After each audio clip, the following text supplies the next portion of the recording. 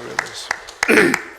네, 찬양을 통해서 하나님께서 홀로 영광 받으신 줄 믿습니다. 네, 우리 아까 흥금송하신 우리 소울리스트도 얼마나 찬양 은혜롭게 자라는지 큰 은혜 받은 줄 믿습니다.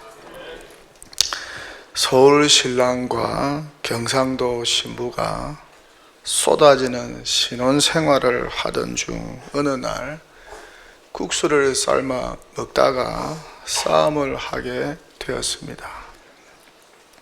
그 이유는 신랑은 국수라고 하고 신부는 국시가 옳다고 하는 것입니다. 둘이 국수다 국시다 한참 싸우다가 결판이 나지 않자 이웃에 사는 선생님을 찾아가서 물어보기로 하였습니다. 선생님, 국수와 국시가 다릅니까? 예, 다르지요. 국수는 밀가루로 만든 것이고 국시는 밀가리로 만든 것이지요. 그럼 밀가루와 밀가리는 어떤 차이가 있나요? 예, 밀가루는 봉지에 담은 것이고 밀가리는 봉다리에 담은 것입니다. 봉지와 봉다리는 어떻게 다른가요? 예, 봉지는 가게에서 파는 것이고 봉다리는 전방에서 파는 것입니다. 그럼 가게와 전방은 어떻게 다른가요?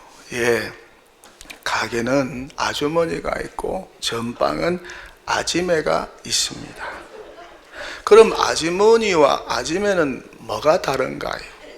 예, 아주머니는 아기를 업고 있고 아지매는 얼라를 업고 있습니다. 그럼 아기와 얼라는 어떻게 다른 건가요? 예, 아기는 누워 자고 얼라는 TV 잡니다.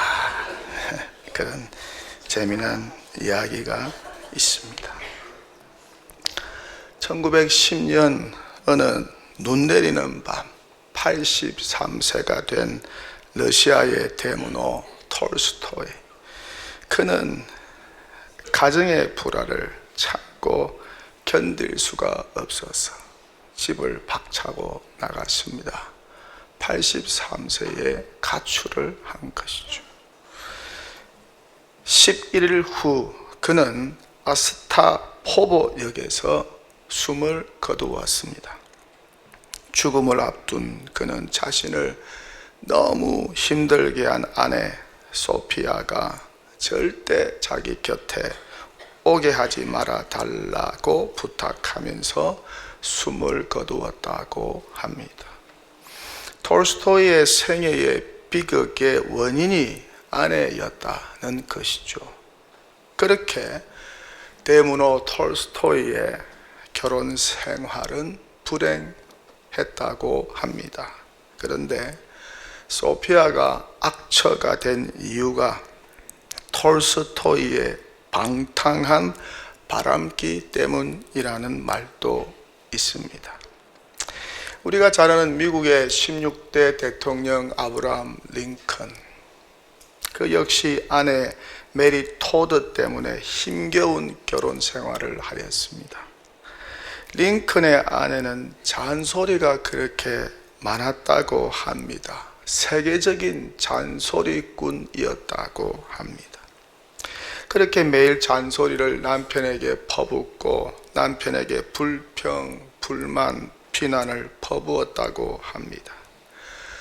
그래서 링컨은 너무 괴로워서 가능한 자기 아내를 보지 않으려고 젊은 변호사 시절에 봄 3개월과 겨울 3개월 동안 순회 재판에 나가면은 집에 돌아오지 않았다고 합니다. 이 핑계 저 핑계 대면서 집에 돌아오지 않았다고 합니다. 링컨의 아내는 화가 나면은 남편의 얼굴을 때리고 남편의 얼굴에 커피도 뿌리고 빗자루로 때렸다고 합니다. 그렇게 악처였다고 해요. 위대한 철학자 소크라테스도 마찬가지였다고 합니다.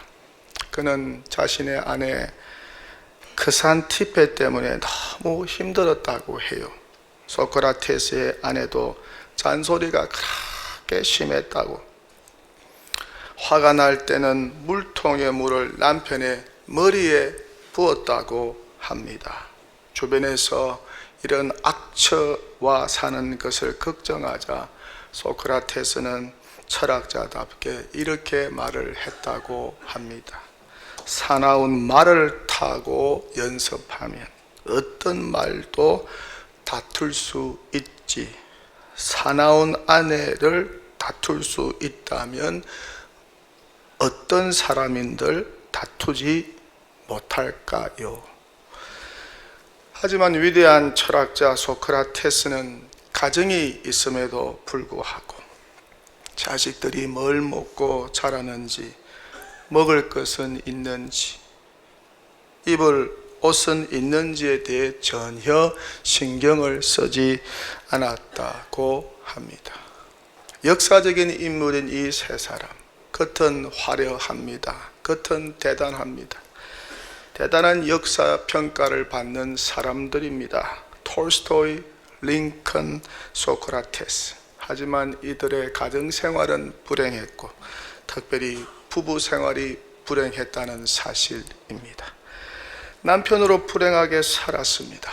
좀 더 좋은 아내를 만났으면 어떠했을까? 남편에게 복종하고 남편을 존중하는 아내를 만났으면 얼마나 좋았을까? 아니, 아내 탓하지 말고 남편으로서 자신의 의무에 대해서 좀 더 충실했다면 어떠했을까?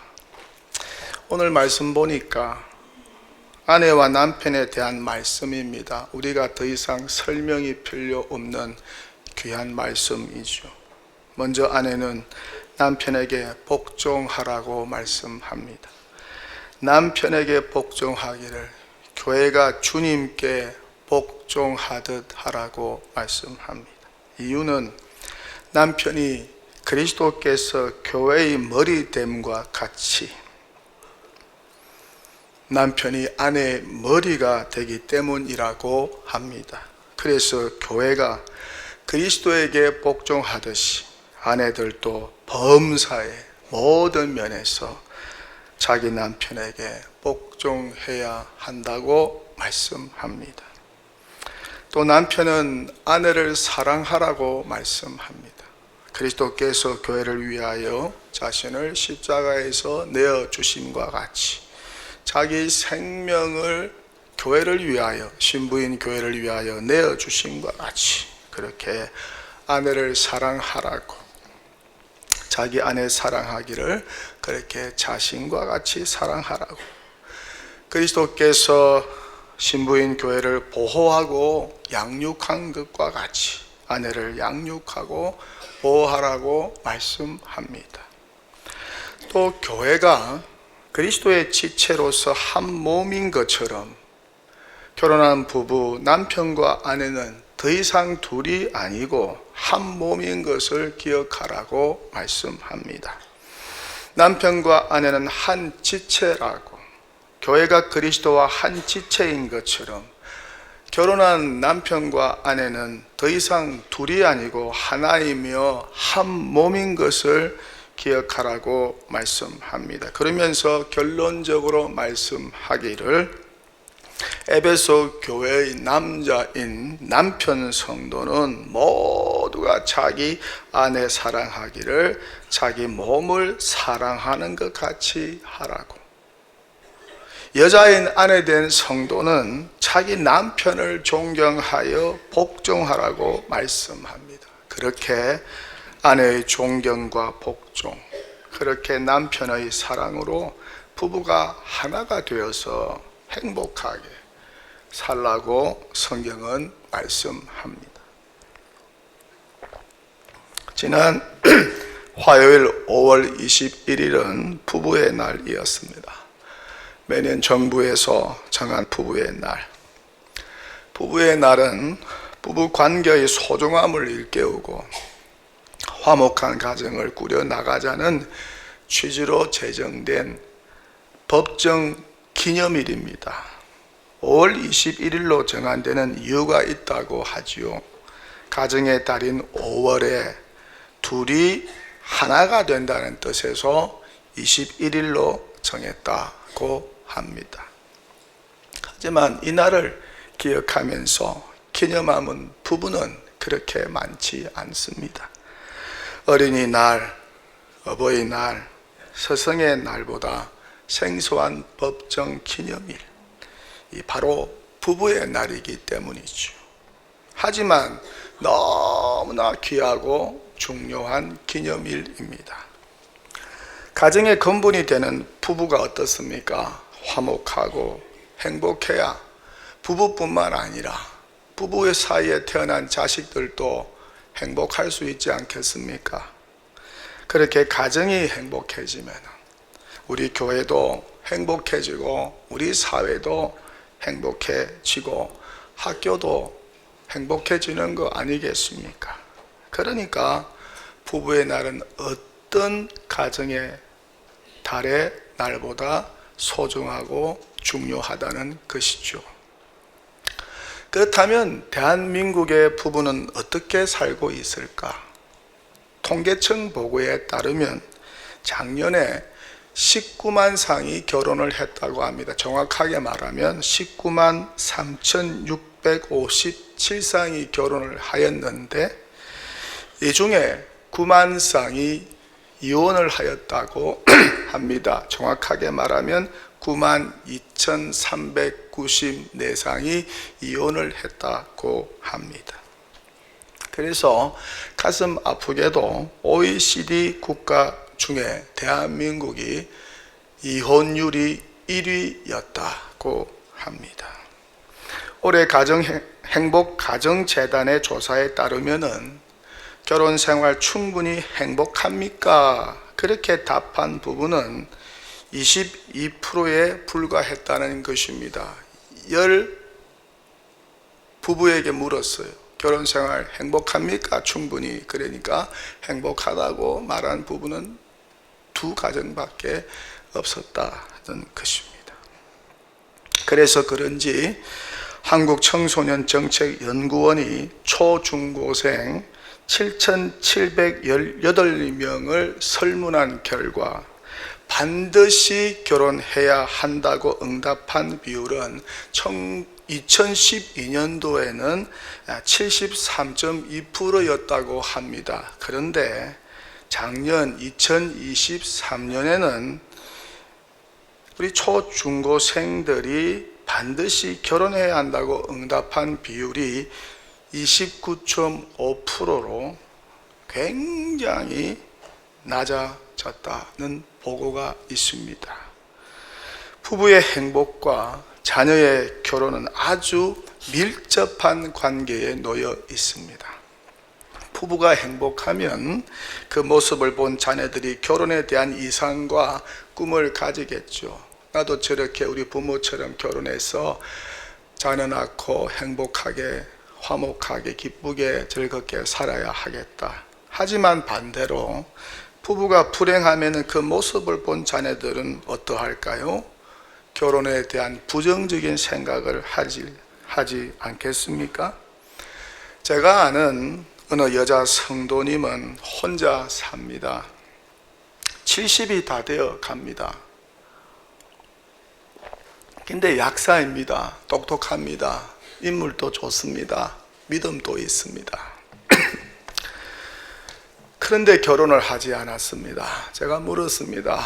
왜 여태껏 결혼하지 않고 사세요? 자기 아버지가 자기 어머니와 사기 결혼을 해서 그 일로 어머니가 늘 불행했다고, 그 일로 자기도 충격을 받고 상처를 받아서 아버지와 남자에 대한 부정적인 생각을 가졌고 결국 지금껏 혼자 살게 되었다는 이야기를 하였습니다. 그러니 결혼한 부부가 행복해야 합니다. 화목해야 합니다.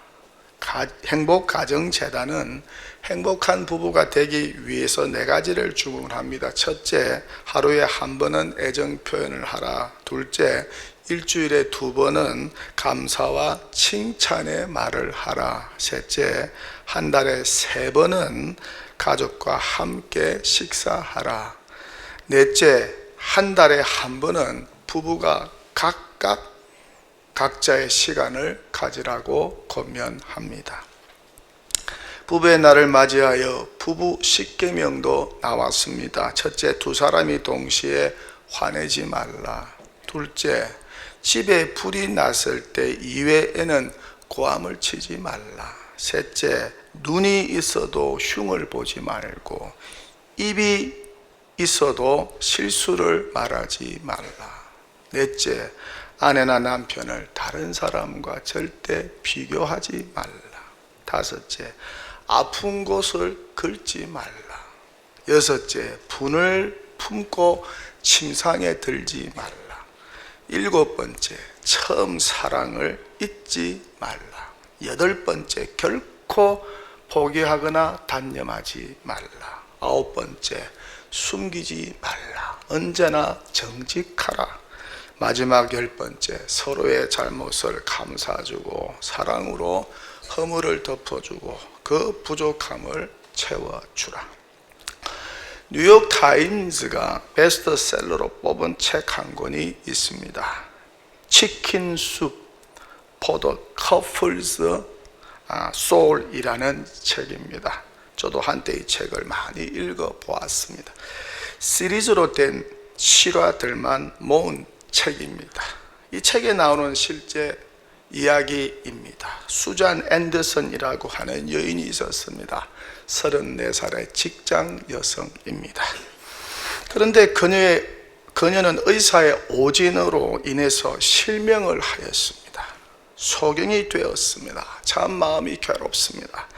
1년 동안 치료받고는 다행히도 직장에서 다시 받아주어서 직장을 나가게 되었습니다. 버스를 타고 직장에 나갈 때마다 남편이 동행해 주었습니다. 공교롭게도 남편의 직장과 자기 직장은 정반대였습니다. 남편은 군인으로 일찍 집을 나서서 부인을 데려다 주고, 그리고 자기는 다시 그 길을 거슬러 자기 직장 부대로 갔습니다. 이렇게 얼마 동안을 했는데 어느 날 남편이 아내에게 이렇게 말을 합니다. 여보, 내가 널 이렇게만 할 수가 없어요. 시간이 너무 많이 들어요. 어차피 언젠가 당신도 혼자 다녀야 할 텐데 오늘부터 혼자 직장에 나가면 어떻겠어요? 이 말에 부인은 몹시 마음이 아팠습니다. 나를 데려다 주는 것이 귀찮은 모양이구나. 그래서 이젠 지겨우냐? 내가 살아있는 게 그렇게 불편하냐며 짜증을 냈습니다.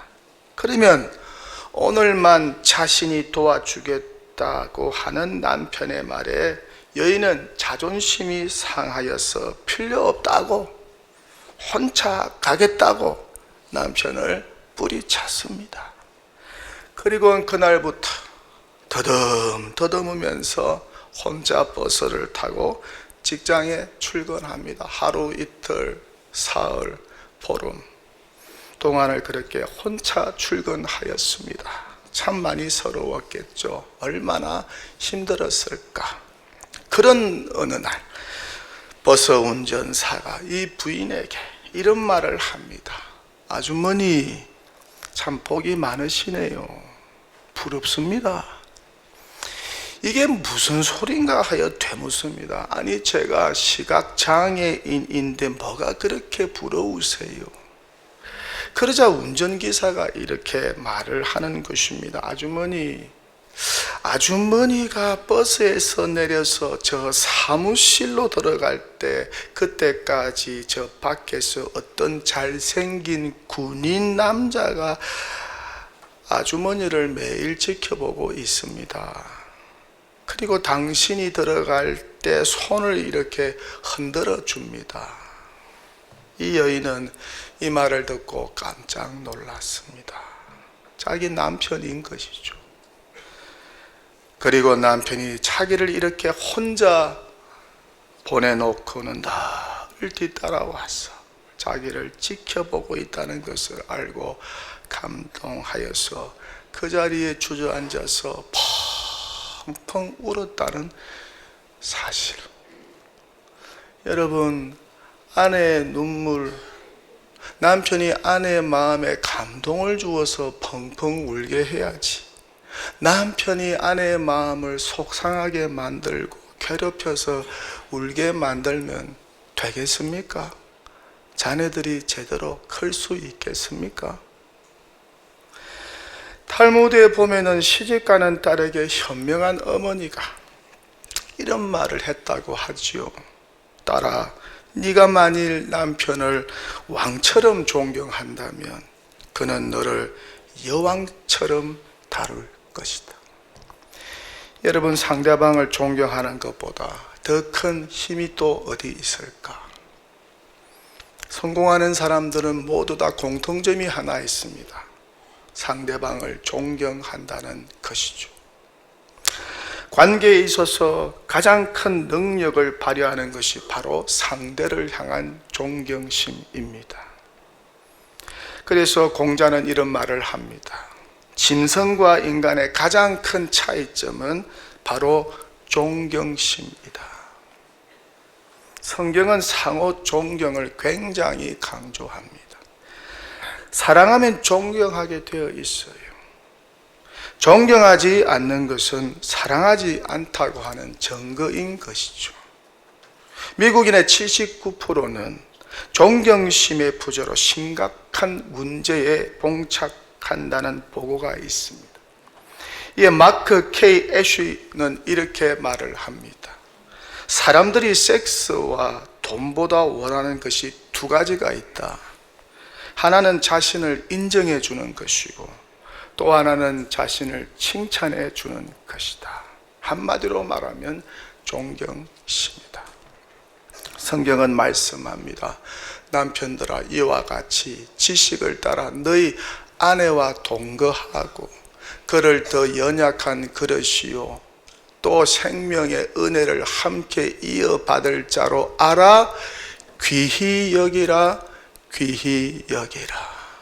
이는 너희 기도가 막히지 아니하게 하려 함이라. 동독에 부임하여서 여러 부부를 봅니다. 그런데 참 감사하고 귀한 것은 대부분 본이 되는 부부 생활하는 분들이 많다는 것입니다. 이것이 얼마나 귀하고 감사하니, 특히 남편 된 성도들께서 자기 아내를 얼마나 아끼고 소중히 여기고 사랑하는지. 어느 장로님은 연세도 많으신데 외출할 때도 부인 권사님의 손을 꼭 잡고, 여행 갈 때도 손을 꼭 잡고, 시장 갈 때도 손을 꼭 잡고 다니십니다.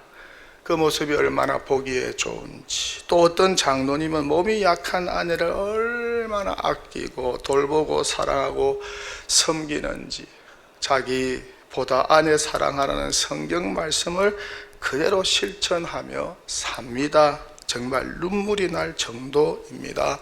남편으로서 저는 그분을 존경하고 사랑합니다. 나도 그럴 수 있을까? 아내가 20, 30년 병들어 누워있으면 계속 곁에서 지킬 수 있을까? 또 아내된 어떤 권사님은 몸이 연약한 남편을 부축하며 늘 동행합니다. 어딜 가나 함께합니다. 손이 되어주고 발이 되어줍니다. 눈이 되어줍니다. 아내의 지극정성으로 남편이 죽다가 살아났습니다. 어느 80대 권사님은 병든 남편 수발을 5년간 들었습니다. 남편은 움직이지도 못하고 병원의 침실에 누워만 있어야 했습니다. 그런데 그 남편과 함께 병실에서 잡니다. 5년간을 그렇게 지극정성을 다하여 섬겼습니다. 그 모습을 보고 제가 얼마나 큰 은혜와 감동을 받았는지. 후손들이 복을 받지 않겠어요? 참 동도교회 안에서는 이렇게 본이 되는 부부가 많습니다. 성경적인 결혼의 도를 실천하며 사는 부부 생활에 본을 보이며 사는 부부가 많습니다. 이 얼마나 소중한 유산인지 몰라요. 하지만 가끔 가슴 아픈 사연을 간직한 부부들도 있다는 것이죠. 서로에게 아픔과 상처를 주고 사는 부부, 상대방에게 대못을 박아놓고 사는 부부, 상대에게 무례히 행하고 함부로 대하면서 사는 부부도 있다는 것입니다. 그런 부부가 가끔 있어요. 정말 마음이 아파요. 힘들게 사는 어느 나이든 여자 성도님 일용직으로 살아갑니다. 하루하루 벌어먹고 살아갑니다. 그래 제가 물었어요. 안 힘드시냐고. 그랬더니 안 힘들다고. 지금이 행복하다고. 남편은 뭐 하시냐고. 죽었다고. 안 보고 싶냐고. 안 보고 싶다고. 안 외롭냐고. 안 외롭다고. 그랬더니 하나도 안 보고 싶다고. 혼자 사는 것이 너무 행복하고 좋다고. 왜 그러냐고 물었더니 그러세요.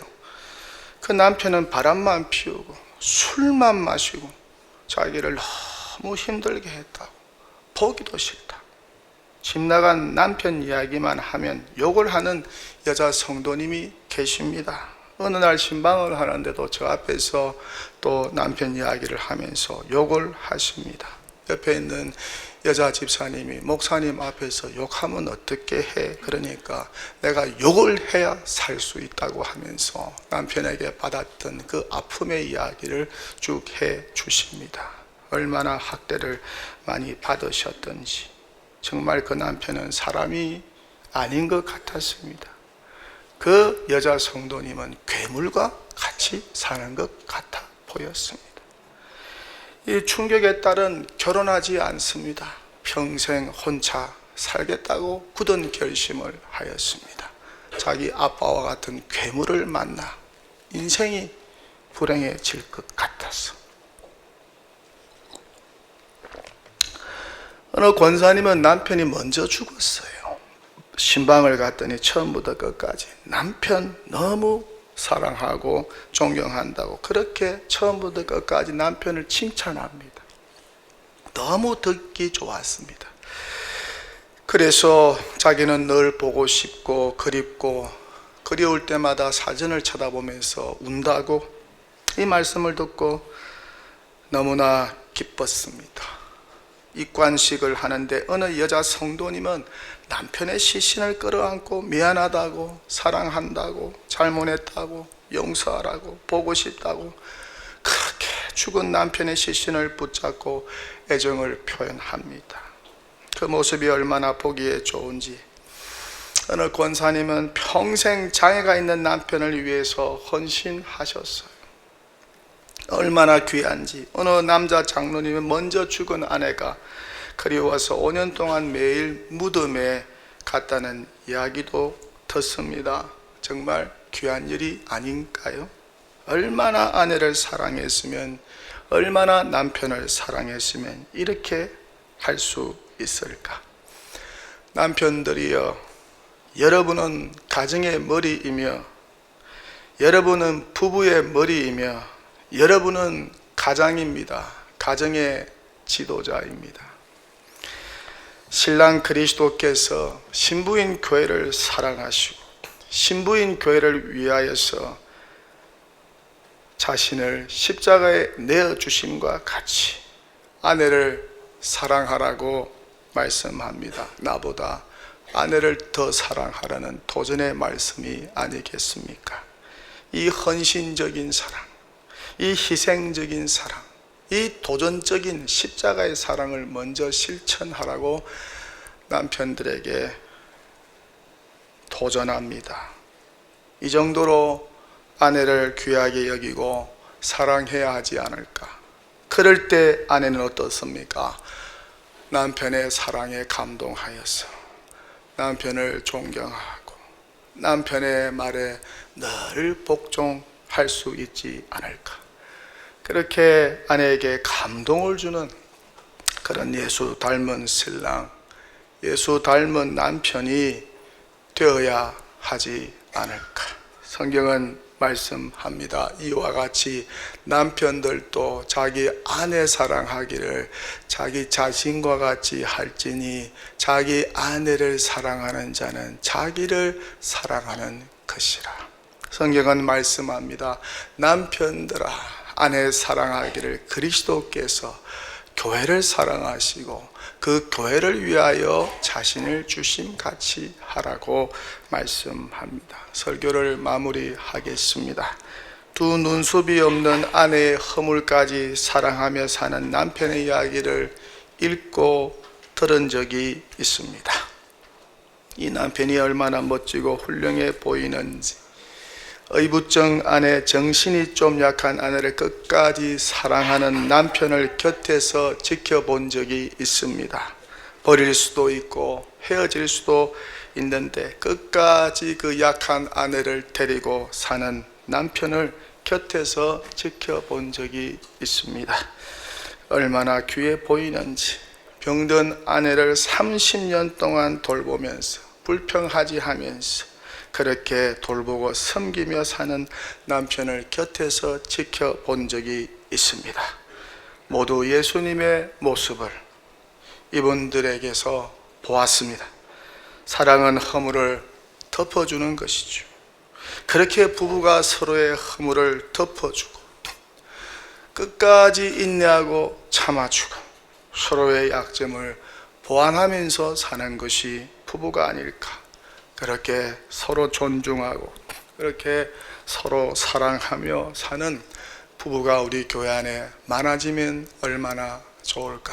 이런 부부가 우리 교회 안에 많아지기를 축원합니다. 설교를 마치면서 떠오르는 분들이 있었습니다. 사별하여 외롭게 사시는 분들, 결혼의 상처와 헤어짐의 아픔을 가지고 사는 성도들도 있습니다.